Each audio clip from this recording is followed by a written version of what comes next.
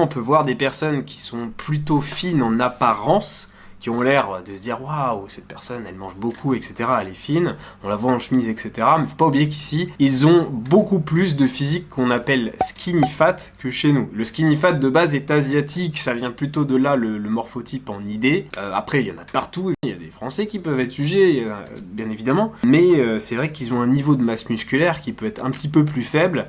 Et du coup, on a l'impression qu'ils sont fins, mais en réalité, ils ont quand même un taux de body fat, un taux de masse graisseuse qui est quand même assez élevé. Alors, en vérité, ils sont pas aussi secs que ce qu'on peut croire.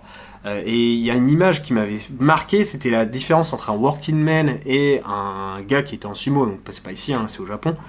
Et le gars, le sumo, il était à 22% de masse graisseuse. On se disait, waouh, ok, c'est un sumo. Bon, c'est les petites catégories, hein.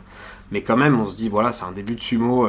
On voyait un peu ses quadriceps, mais c'est tout, hein. Et il y avait une petite bedaine, un petit peu de cuisseau sympa. Et puis à côté, t'avais le working man avec sa chemise, tout ça. Tu te dis, oh, le mec, il est fin, il est plus sec, pas du tout. T'avais le sumo à 22% et l'autre, il était à 27%.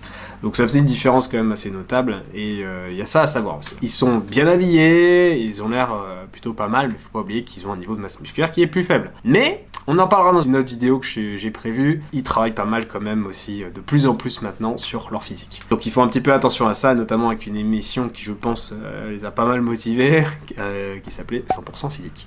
Si vous l'avez vu, petit clin d'œil, moi j'ai beaucoup aimé.